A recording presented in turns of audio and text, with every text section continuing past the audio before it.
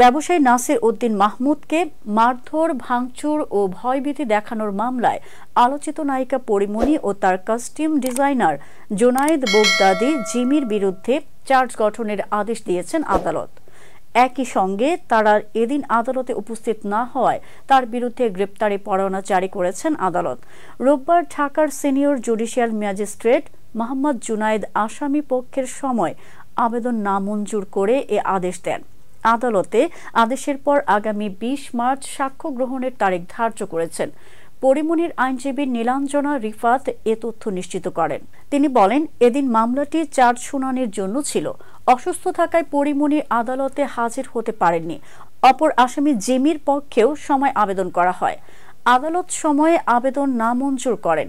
তাদের বিরুদ্ধে চার্জ গঠনের আদেশ দেন, গ্রেপ্তারি পরোয়ানাও জারি করেন। এর আগে গত ২৫ জুন এই মামলায় আত্মসমর্পণ করে জামিনের আবেদন করেন পরিমণি। শুনানি শেষে তাকে জামিন দেন ঢাকার সিনিয়র জুডিশিয়াল ম্যাজিস্ট্রেট সাইফুল ইসলামের আদালত।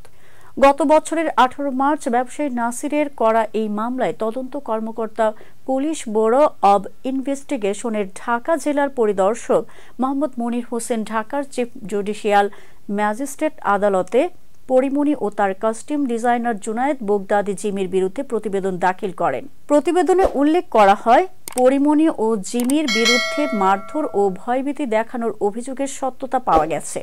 এরপর গত ১৮ এপ্রিল ঢাকার senior judicial magistrate M Saiful ইসলামের আদালত দুই আসামিকে ২৫ জুন আদালতে হাজির হতে সমন জারি করেন।